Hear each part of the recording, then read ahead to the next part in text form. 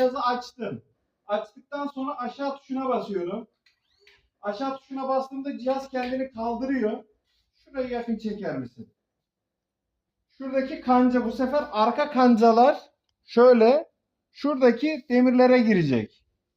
Biraz daha arka tuşuna basıyorum. Tam yuvayı hizalıyor. Yuvayı hizaladıktan sonra emin oluyorum girdiğinden. Ondan sonra şu kancaları çıkartıyorum. Bakın şu kancaları mevcuttaki yerine takıyorum. Şöyle taktım. Kilitledim. Diğerini aldım. Şöyle. Tam emin olacaksınız. Taktım. Kilitledim. Bu kadar.